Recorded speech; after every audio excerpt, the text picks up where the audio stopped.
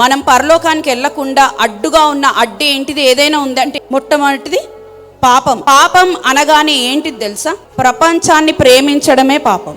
ఇప్పుడు లోకంలో ఉన్నదంతా ఏంది? నేత్రాశ, శరీరాశ, జీవడంబం. నీ పాపములు నీకు దేవుణ్ణి ఏం చేస్తున్నాయి? దూరం చేస్తున్నాయి.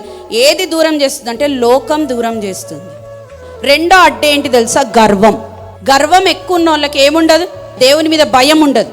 ప్రతి దానికి అన్నిటికీ ఏంటిది అవును ఇట్లా, అది ఎవరైనా అట్లా అంటూ ఉంటారు. ఇక్కడ మనం వాక్యంలో కూడా చదువుతాం, నాశనానికి ముందు ఏముంటుందంట?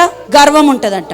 అట్లాగే మనం పరలోకానికి వెళ్ళడానికి కూడా ఈ గర్వం చాలా పెద్ద అడ్డు. పాపం ఎలాగో గర్వం ఎలాగో బైబిల్ జ్ఞానం లేకపోవడం కూడా పరలోకానికి ఒక పెద్ద అడ్డు.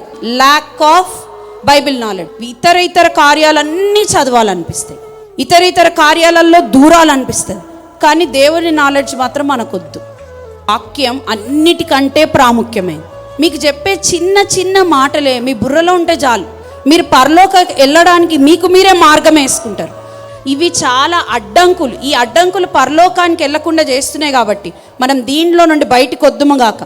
నాలుగవదిగా అవిశ్వాసం, డౌట్ ఇన్ గాడ్స్ పవర్, అంటే ఫెయిత్లెస్. దేవుని మీద విశ్వాసం లేనివాడు పరలోకానికి వెళ్ళాడు. విశ్వాసం లేకుండా దేవునికి ఇష్టుడై ఉండుట అసాధ్యం. విశ్వాసం లేనిదంతా మృతం.